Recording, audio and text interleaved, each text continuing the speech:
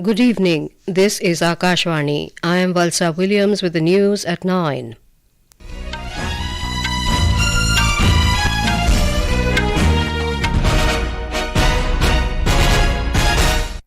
The headlines. Political parties in Telangana make last-ditch effort to woo voters as campaigning for assembly polls concludes tomorrow. Rescue operations in full swing to evacuate 41 workers trapped in collapsed Silkyara tunnel in Uttarakhand. Mediators working on extending ceasefire between Israel and Hamas as 4-day truce comes to an end today. Guru Nanak Jayanti, Kartik, Purnima and Deepawali being celebrated across the country with traditional fervour. And 42nd India International Trade Fair concludes in New Delhi.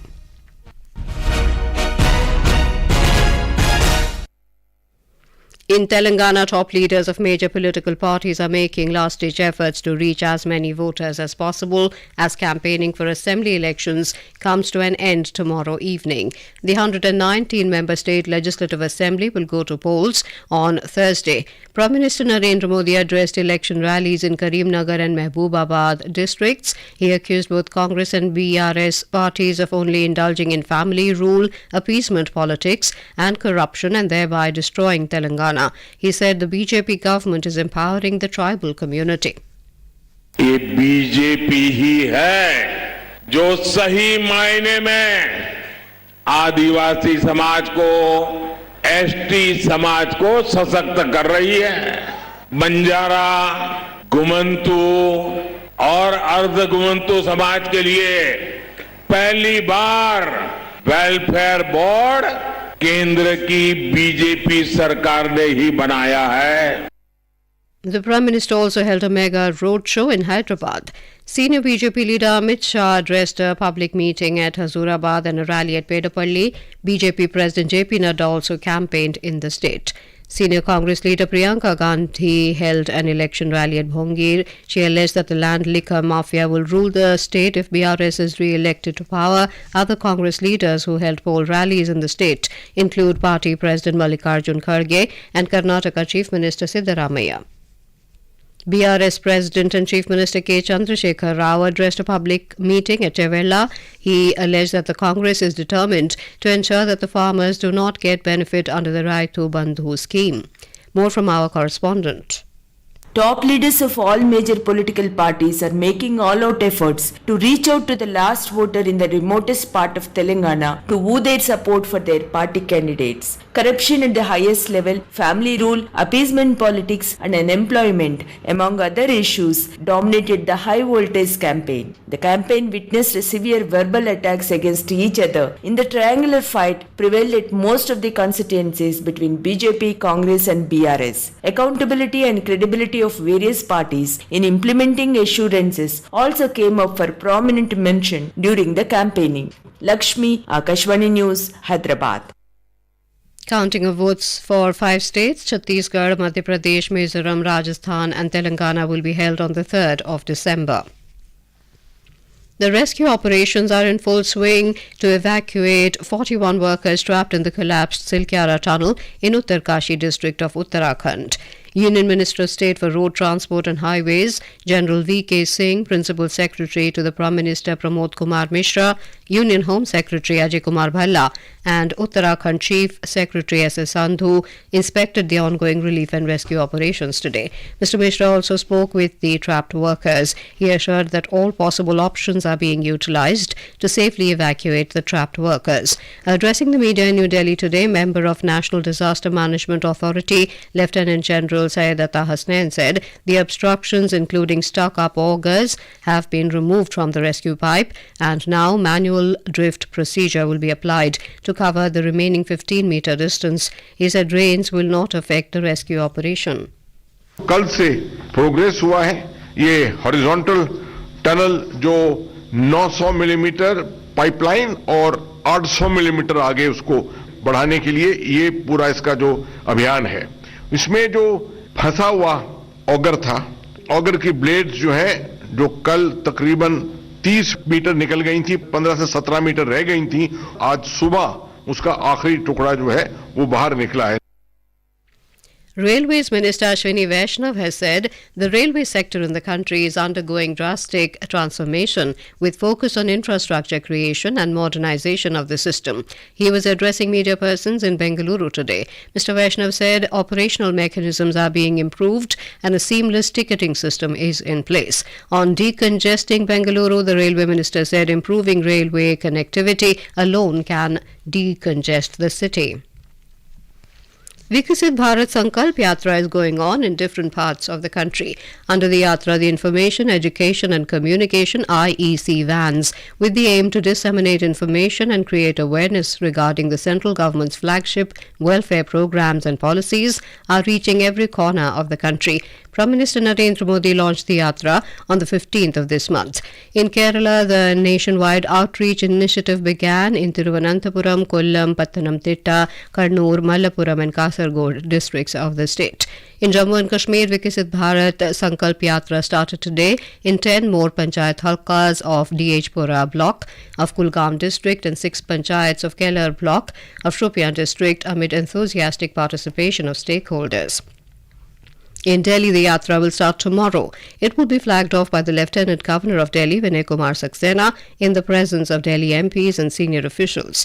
Under the Yatra, IEC vans will travel across the 11 districts of the national capital and cover more than 600 locations. Our correspondent has filed a report.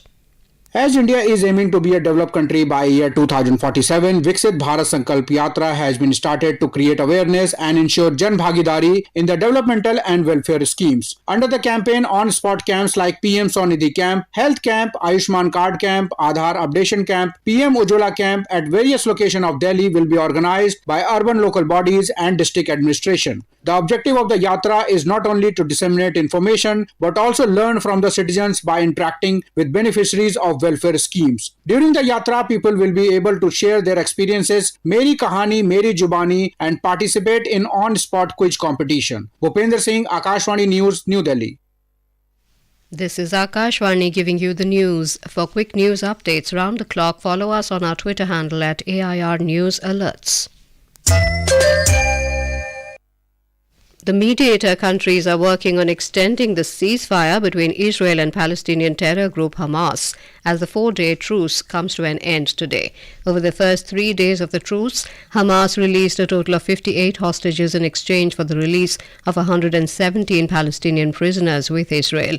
Egypt's State Information Service head Dia Rashwan has said that Egypt and Qatar are close to reaching a deal to extend Israel's truce with Gaza by 2 days. He said the 2-day extension would include the release of 20 Israeli hostages and 60 Palestinian detainees.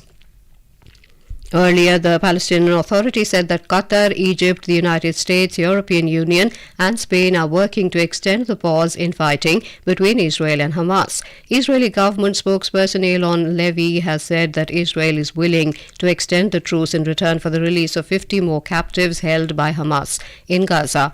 Mr. Levy said 184 Israelis are still detained in the Gaza Strip. U.S. President Joe Biden has said America will push to extend the pause in fighting, allowing more hostages to be released and humanitarian aid to reach the conflict-hit Gaza region. NATO Secretary General Jens Stoltenberg and EU Foreign Policy Chief Joseph Borrell also called for extension of the 4-day truce. Guru Nanak Jayanti is being celebrated with religious fervour across the country and abroad today. The day marks the birth of the first Sikh Guru, Guru Nanak Dev Ji, who laid the foundation of Sikhism. This year marks the 554th birth anniversary of Guru Nanak Dev Ji. The esteemed Sikh Guru was born in 1469 in the village of Talwandi in the Punjab region of present-day Pakistan, now known as Nankana Sahib, on the full moon day of the Kartik month in the Nanak Shahi calendar. The occasion is celebrated as Prakash Parv or Guru Purab. Throughout the day, Sikh communities across the country visited Gurudwaras to pay obeisance and took part in recitation of hymns from the Guru Granth Sahib, the holy scripture of Sikhism. The devotees also engaged in seva and participated in langar. In Punjab, Haryana and Chandigarh, Guru Purab is being celebrated with great devotion and fervour. Sri Harmandir Sahib at Amritsar and Gurudwaras across the region have been illuminated with light and decorated with colourful flowers on the occasion. In Bihar, the main event of Prakash Parv is being held at Takht Sri Harmandir Ji Patna Sahib, We have a report. Nanak नाम जपत सुख पावा. Large number of Sikh devotees are offering ardas at Gurudwara in Patna Sahib. Recital of Sabad Kirtan and religious preaching based on the life of Guru Nanak Dev Ji Maharaj. On the auspicious day, the devotees are taking resolutions to follow the main teachings of brotherhood, perseverance and equality. Naam japo, kirat karo and vant chakho of Sikhism. The Akhand Path will end in the evening. The main festivities of Prakash Utsav will be celebrated at midnight. Dharmendra Kumar Rai, Akashvani news Patna.